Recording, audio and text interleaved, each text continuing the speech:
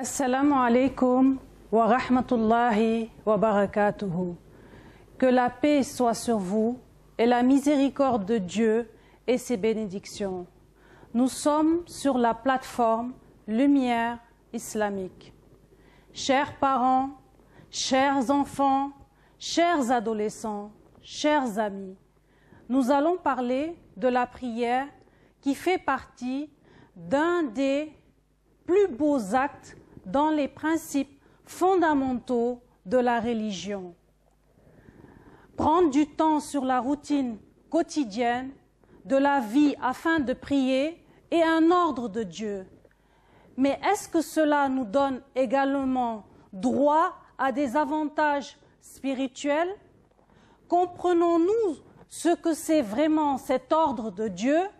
Qu'est-ce que cela nous apporte? Il est important de savoir que la prière est un moyen de se souvenir de Dieu et d'agrandir la conscience de l'existence de Dieu.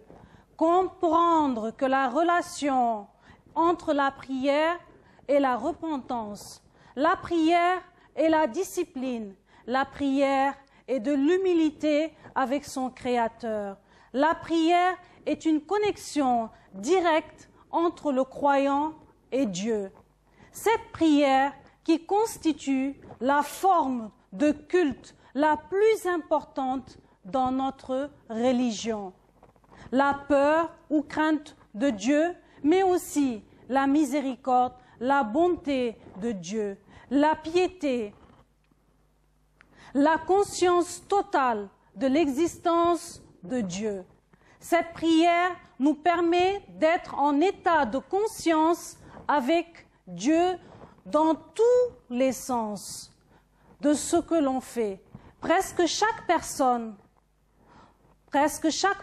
dans ce monde moderne est impliquée dans une activité matérielle comme gagner sa vie, aller à l'école, manger, dormir, s'occuper dans les loisirs, avoir une vie sociale, etc.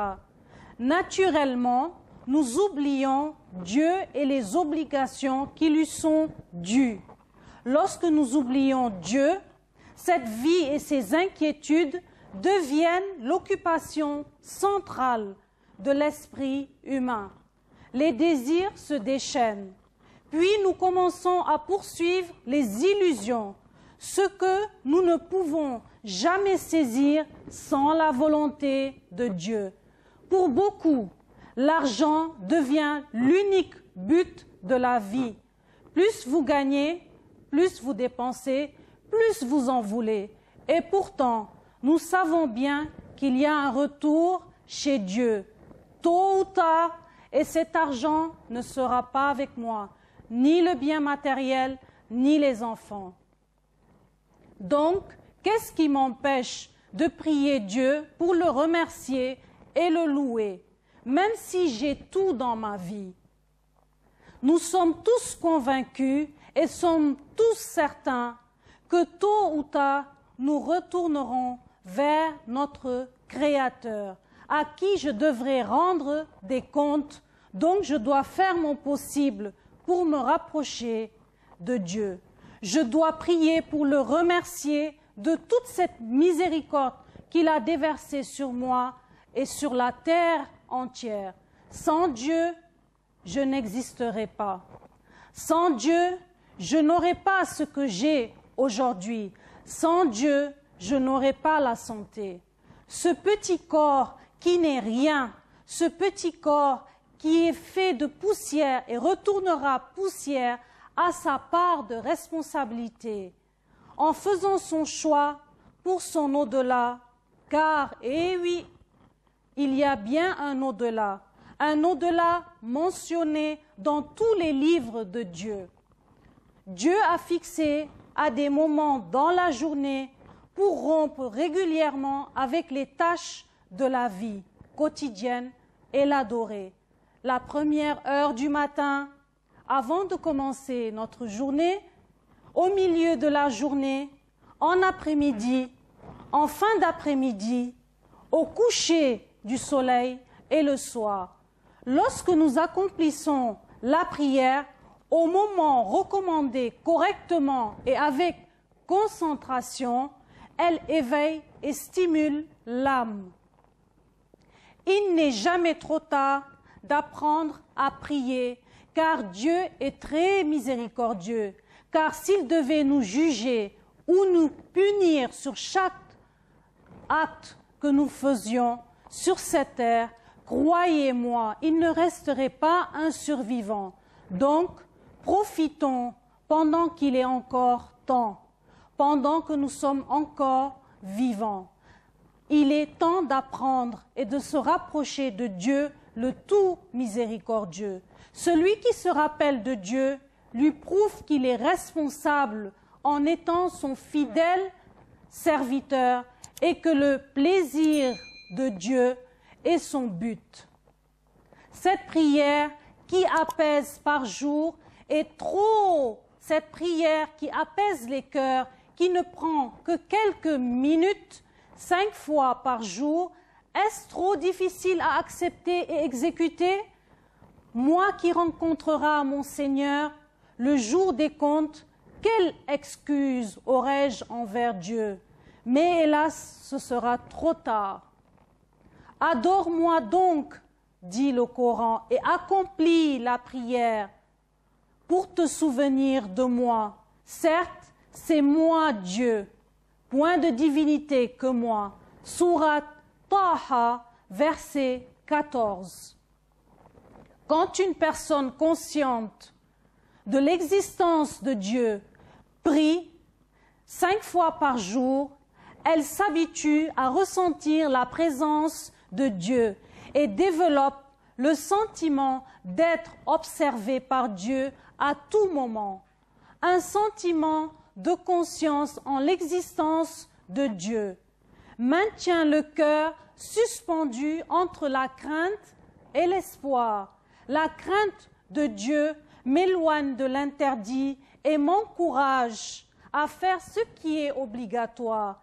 Un mélange d'amour divin et de dévotion me maintient fidèlement dans la pratique de l'exécution de la prière et des autres actes ordonnés par Dieu. Cet accomplissement régulier des prières et des actes renforce ma conscience en l'existence de Dieu. Bien que je loue le bon Dieu, je le remercie. Cette prière me permet de chercher le pardon de Dieu. C'est dans la nature humaine de commettre des erreurs. Nous ne sommes pas des infaillibles. Nous commettons tous des erreurs. Même les plus vertueux des musulmans commettent des péchés et ont besoin de se repentir. Nous devons constamment demander pardon à Dieu et faire de notre mieux pour ne pas répéter nos erreurs. Sans un contact régulier avec Dieu, il est improbable qu'une personne se sente coupable de ses péchés et se repente. Parfois, si une personne n'a pas demandé à Dieu de lui pardonner lors d'une longue période, cette personne peut devenir insensible au péché et peut même oublier qu'elle commet le péché. Cette personne ne se rend même pas compte qu'il fait un péché ou qu'elle fait un péché. Ça devient une habitude. Et pire, elle continue à faire des péchés de plus en plus graves. En étant insensible à ses propres péchés, elle ne recherchera même pas à se faire pardonner auprès de Dieu. Tous les interdits et les harams pour cette personne deviennent halal et autorisés. Cette personne ne se soucie plus de ce que Dieu dit dans son livre saint.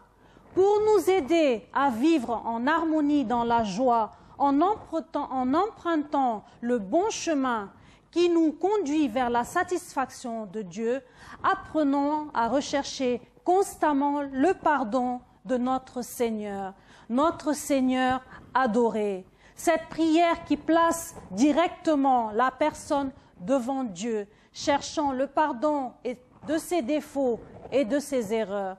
Cette prière qui est un moyen d'expiation de ses péchés, même les plus graves, même s'ils recouvraient tout l'océan à part, l'association de Dieu, qui est un grave péché que Dieu ne pardonne pas. Le prophète Mohammed, paix et salut sur lui et sur sa famille, dit « Si l'un de vous prenait son bain 5 fois par jour, resterait-il sur vous une quelconque saleté ?» Le prophète de Dieu dit « Ceci est l'exemple des 5 prières par lesquelles Allah efface les péchés. Le fait que nous abandonnions tout ce que nous faisons pour prier, cette prière qui nous entraîne à faire des mouvements spécifiques et prononcer des mots spéciaux à des moments précis au Maître du monde, Dieu le Tout-Puissant. Toutes les parties du corps sont sous contrôle, obéissant et adorant Dieu. La discipline apprise dans la prière pour bien réussir ma prière, quand elle est acquise, doit me pousser à faire attention aux autres aspects religieux et mondains de la vie. Tout comme nous ne devons pas regarder autour de nous quand nous prions, nous devons rester concentrés. Nous devons contrôler aussi nos yeux en dehors de la prière pour ne pas voir ce qui est interdit. Tout comme nous utilisons notre langue pour louer Dieu, en dehors de la prière, nous ne devons pas utiliser notre langue pour médire ou mentir. Tout comme nos mains et nos pieds accomplissent des mouvements contrôlés, nous ne devons pas les utiliser pour voler, acheter ou manger ce qui est interdit. Nous ne devons pas chercher l'interdit, mais nous en éloigner. C'est le principe dont Dieu nous dit. En vérité, la prière préserve de la turpitude et du blâmable. Récite ce qui t'est révélé dans le Coran et accomplis la prière. Le rappel de Dieu est certes ce qu'il y a de plus grand, et Dieu sait ce que vous faites. Sourate l'Araignée, verset 45. Le but de la prière n'est pas simplement accomplir une pratique sans sens. Pour que la prière soit acceptable, il faut l'accomplir avec amour, avec passion. Apprenez la signification des mots dans la prière. Cela vous permettra d'être plus concentré dans cette prière. Sachez que Dieu répond et écoute toutes les prières. Fixez vos yeux sur le lieu de la prosternation.